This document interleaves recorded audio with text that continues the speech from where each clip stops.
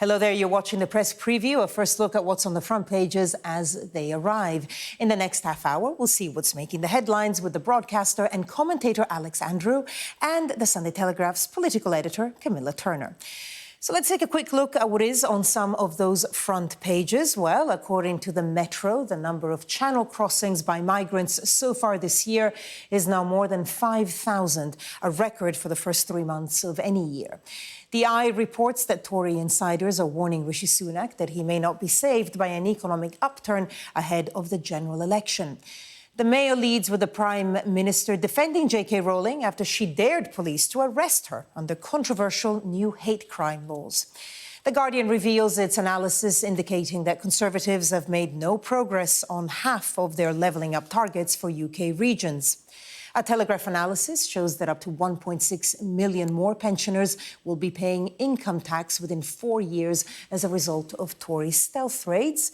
The Mirror reports that the number of patients waiting more than a month to see a GP has soared by up to 79%. The Express's headline, 10 million junk food addicts costing Britain billions. The Financial Times suggests that significant victories in Turkish local elections there have dealt a heavy blow to President Erdogan. And the Star carries a story on a man's defence of misunderstood seagulls in Britain, hugging them apparently. And a reminder that by scanning the QR code you'll see on screen during the programme, you can check out the front pages of tomorrow's papers while you watch us. As I mentioned, we're joined tonight by Alex Andreou and Camilla Turner. Thank you both so much for being with us on this Bank Holiday Monday. So let's start with the Eye and the front page there. Economy will not be enough to save Sunak, the Tories are warned, and this comes after a devastating poll that I think came out 2 nights ago or yesterday, basically saying that he might lose his seat and that they may end up with fewer than 100 seats, which of course would be disastrous. Alex, what do you make of this? So this was a surveyation poll commissioned by Best for Britain of over 15,000 people. So it's quite a chunky sample, and the results were really quite eye-catching. Even if Reform withdrew, the Tories would still come in under 200 seats. And they would be wiped out in Scotland and Wales, which is, I think, a huge blow for a unionist party to be present only in England. I mean, spoilers, nothing will be enough to save Sunak. That's the bottom line, I think. Camilla, what do you think? Could anything save Sunak?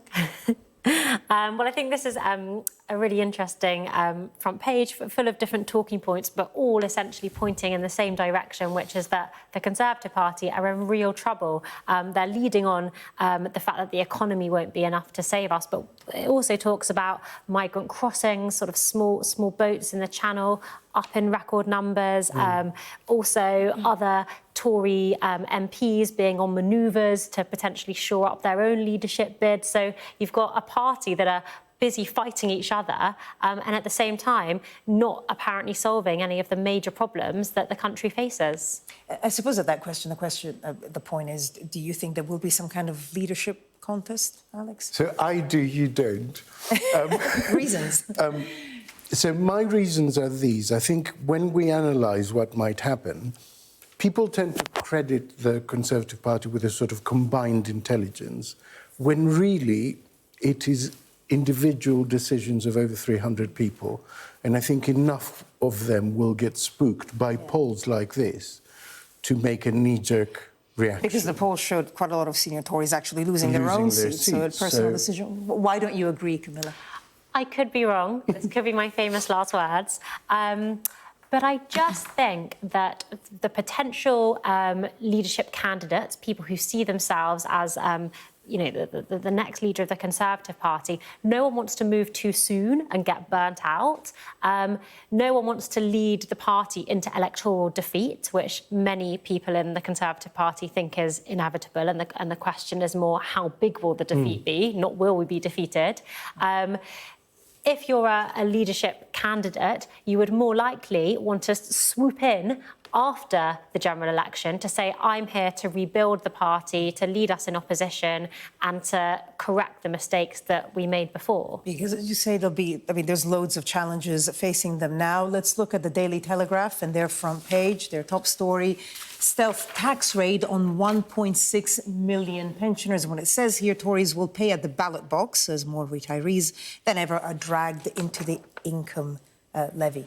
Yes, so this is again about fiscal drag that we've talked about a lot in the context of the budget. And basically, because the thresholds are not shifting, many pensioners will come into the band that pays tax. 1.6 million is the number you get by 2028, if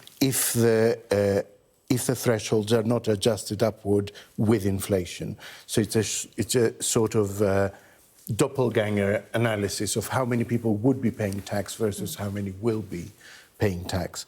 I mean, it will hurt them, but I happen to think the budget was admirable for not sort of playing to the easy base, as it were.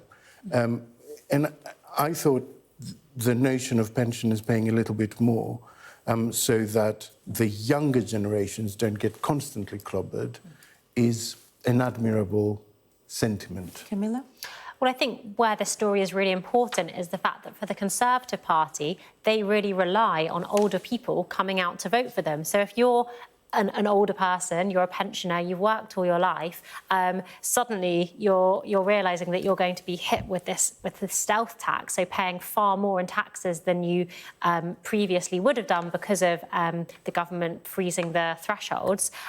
You might think, well, why would I want to vote for the Conservatives if all I'm doing under the Conservatives is paying more and more tax? This article also points out that the tax cuts we saw at the spring budget and also the autumn budget were both on national insurance. This is, of course, a tax that pensioners don't pay because they don't work. So it's yet more and more ways that the core constituent of the Conservatives' voters are being hit.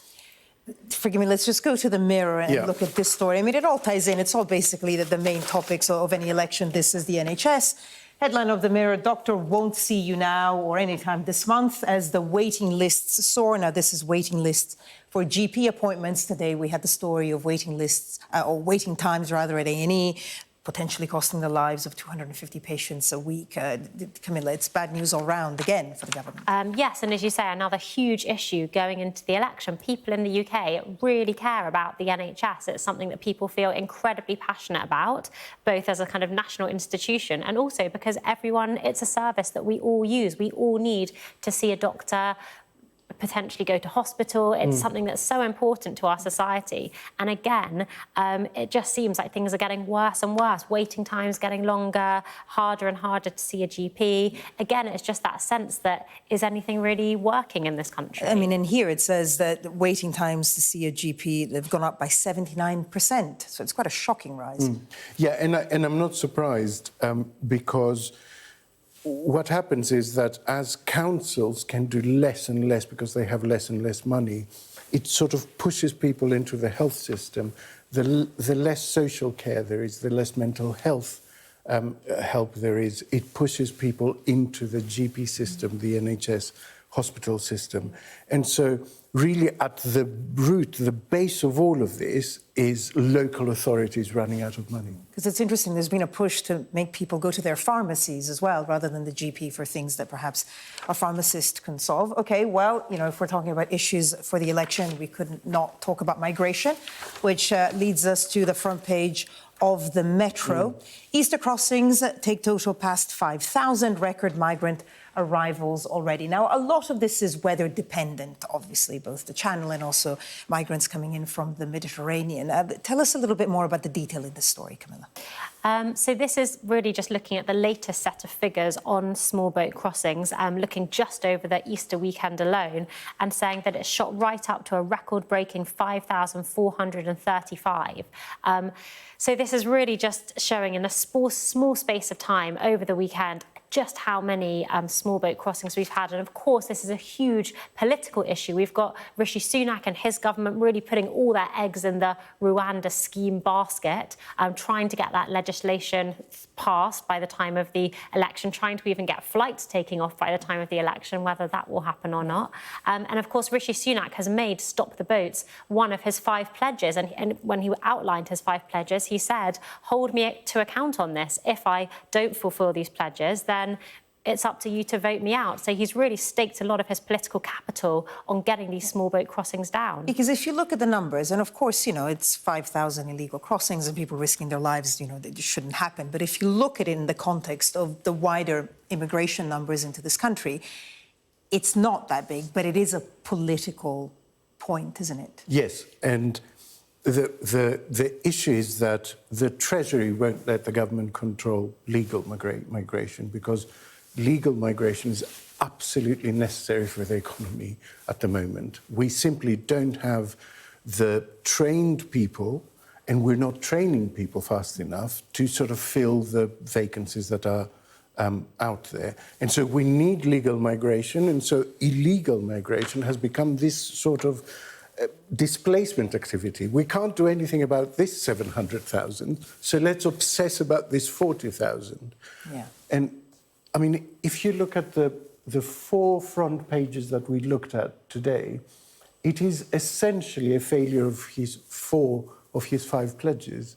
The inflation one, which is the one that depends really on the Bank of England, is the only one that he's achieving. And then you look at the rest: debt, growth, NHS, and Stop the Boats. And those 4 front pages do not make comfortable reading for Downing Street. Camilla? I think it's absolutely right. This is just one of the 5 pledges that isn't going particularly well. I don't think, if you're Rishi Sunak, you're probably starting to really worry at this stage. We're coming up to the May local elections. For a lot of Tory MPs I speak to, they say that is the real test. People are already, there's a lot of doom and gloom in the party. We've got all these MPs saying they're not going to stand at the next election. We've got all these different issues facing society that don't seem to be getting any better.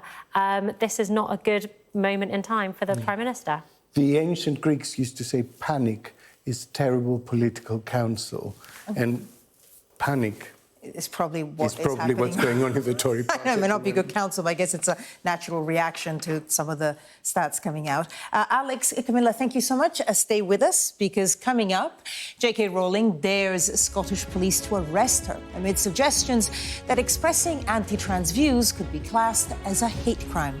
We'll discuss that next.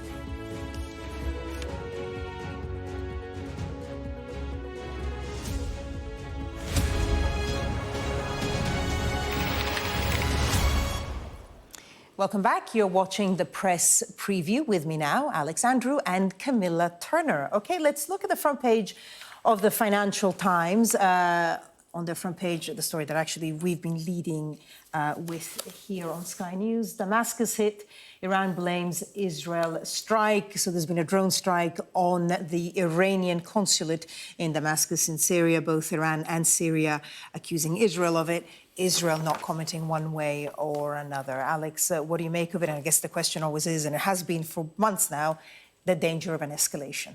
Yes. My sense from speaking to some diplomat friends in the region is that the tendency is, when this conflict peaks, is to de-escalate.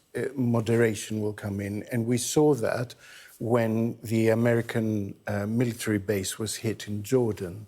That everyone pulled back from the brink very, very quickly after that. And I'm hopeful that this is what will happen again rather than an escalation. But, I mean, the problem is you put enough variables into a powder keg situation, and there's no way of predicting who might make a mistake and what it might lead to. It's the linchpin theory. The assassination of Franz Ferdinand led to World War I, and a small Icelandic bank falling over led to the financial crisis in 2008. You just don't know what the event, the spark might be. Camilla? That's absolutely right. And I suppose what we have to remember here and sort of put in context is the fact that what's going on in the Middle East at the moment is a sort of proxy war being fought by Iran against Israel. We've got Hamas in the Gaza Strip, Hezbollah in southern Lebanon, and the Houthis operating out of Yemen, all of which are militia groups backed financially and strategically by Iran. So from Israel's point of view, they probably think it's absolutely fair game to strike Iranian officials based in Syria, and the Iran State News Agency are quoted in the FT pieces saying that 3 members of Iran's Revolutionary Guard were killed in this strike. But of course, it's incredibly important to bear in mind the risk of escalation across the region. And like Alex mentioned, sometimes it can just the situation can slip out of control. Let's take a look at the Daily Mail. Back to some national news. J.K. Rowling. Quite a striking headline, and she is basically defying the police to arrest me, defiance of J.K. Rowling, as she dares police over new Scottish hate crime law. And this is kind of all linked to the issues around trans rights and her belief in biological sex, that basically trans women are not women, but they're biological men, and her freedom to say so. What do you make of the story and how it's developed, Camilla?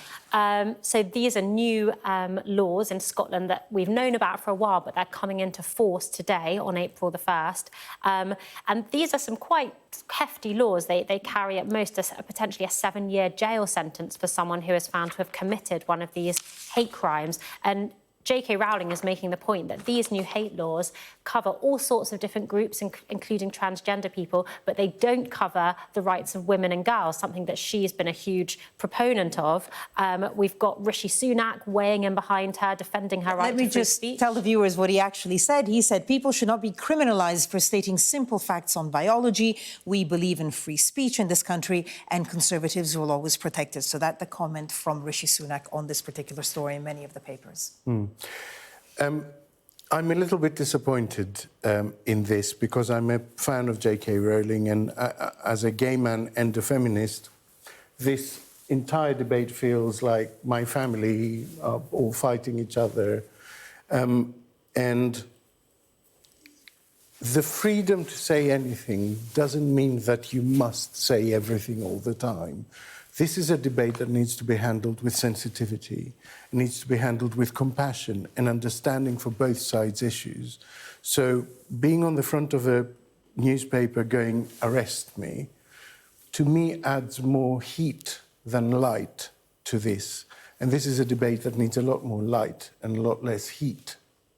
But I suppose she would say you can't have the light on this debate if some views can no longer be expressed. And I suppose this is a test of how the laws will operate, sure, which we guess don't know just yet. I mean, as ever, the proof of the pudding is in the operationalization of the legislation, right? I could report anyone under any legislation, as could you. Mm-hmm. Doesn't mean the police are going to take it forward.